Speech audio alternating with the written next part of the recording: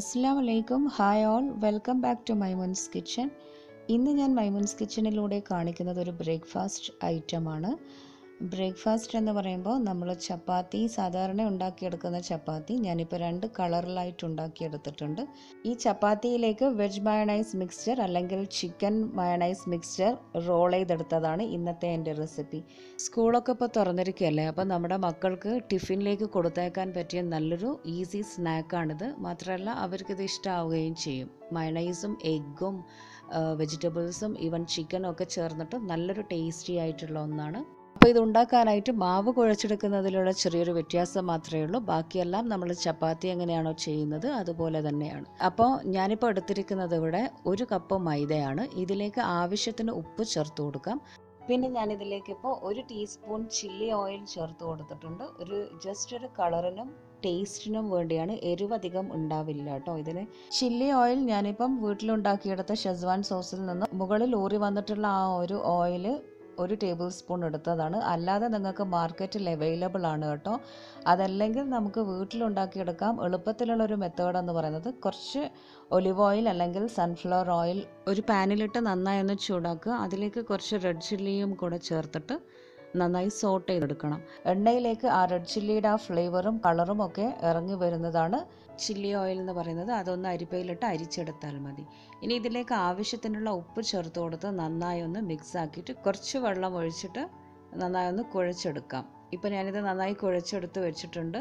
ഇനി ഇത് കുറച്ച് സമയം റെസ്റ്റ് ചെയ്യാനായി വെച്ചിട്ട് ചെറിയ ബോൾസ് ആക്കിയെടുക്കാം. ചപ്പാത്തിയുടെ വലുപ്പത്തിലുള്ള ബോൾസ് ആക്കിയിട്ടെടുക്കാം. ഇതേപോലെ തന്നെയാണ് ഞാൻ ഗ്രീൻ കളർ ചപ്പാത്തിക്ക് വേണ്ടുന്ന മാവും കുഴച്ചെടുത്തത്. ഗ്രീൻ കളറിന് വേണ്ടി ഞാൻ എടുത്തിട്ടുള്ളത് രമ്പയിലയുടെ ജ്യൂസാണ്. നിങ്ങളുടെ വീട്ടിലുണ്ടെങ്കിൽ അത് യൂസ് ചെയ്യാം. അല്ലെങ്കിൽ പാലക്കിൻ്റെ ജ്യൂസ് എടുത്താലും മതി. ഒന്ന് തിളപ്പിച്ചെടുത്ത വെള്ളത്തിൽ പാലക്ക് ഇട്ട് കൊടുത്തിട്ട് അതിൻ്റെ ജ്യൂസ് എടുത്താൽ മതി. ഇനി അതും ഇല്ലാന്നുണ്ടെങ്കിൽ നമുക്ക് പുതിനയില മല്ലിയില കൊണ്ടുണ്ടാക്കിയ ജ്യൂസ് ആയാലും മതി കേട്ടോ. കളറ് വേണമെന്നുണ്ടെങ്കിൽ അങ്ങനെ ചെയ്യാം.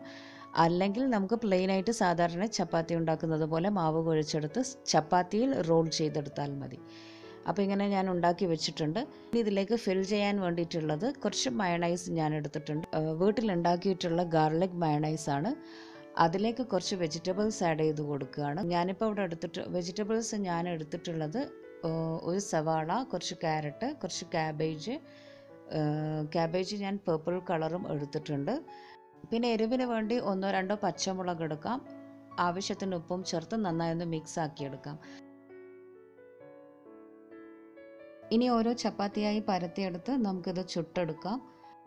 2 ഭാഗവും കുറച്ച് നെയ്യ് തടവി കൊടുത്തിട്ട് ചപ്പാത്തി സാധാരണ എങ്ങനെയാണോ നമ്മൾ ചുട്ടെടുക്കുന്നത് അതുപോലെ തന്നെ 2 ഭാഗവും നന്നായി വേവിച്ചെടുക്കണം. അങ്ങനെ ഞാനിപ്പം ഗ്രീനും റെഡും ചുട്ടെടുത്ത് വെച്ചിട്ടുണ്ട്. ഇനി എന്താ ചെയ്യേണ്ടതെന്ന് വെച്ചാൽ സെയിം പാനിൽ തന്നെ കുറച്ച് നെയ്യ് തടവി കൊടുത്തിട്ട് 2 മുട്ട ഉടച്ചിട്ട് കൊടുക്കണം. നമ്മൾ ബുൾസൈ ചെയ്യുന്നത് പോലെ തന്നെ.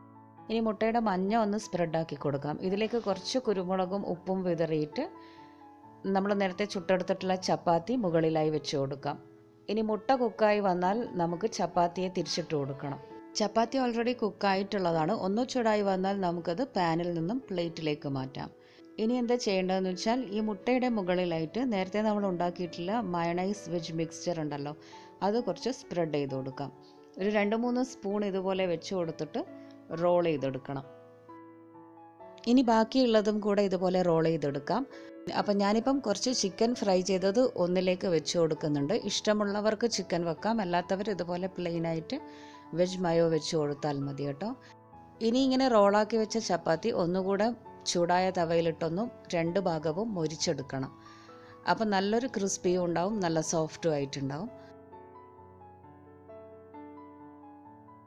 ഇപ്പം നമ്മുടെ ചപ്പാത്തി മയോ റാപ്പ് ഇവിടെ റെഡി ആയിട്ടുണ്ട്. ഇനി ഇത് കട്ട് ചെയ്ത് നമുക്ക് സെർവ് ചെയ്യാം.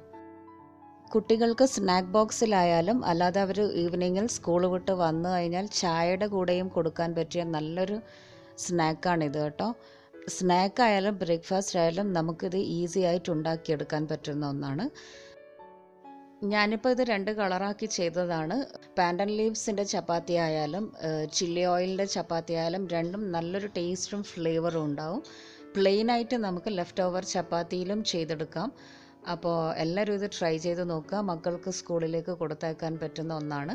വീഡിയോ കണ്ട് ഇഷ്ടമായ ലൈക്ക് ചെയ്യാനും ഷെയർ ചെയ്യാനും മറക്കരുത്. പുതിയ റെസിപ്പീസുമായി കാണുന്നത് വരെ ബൈ.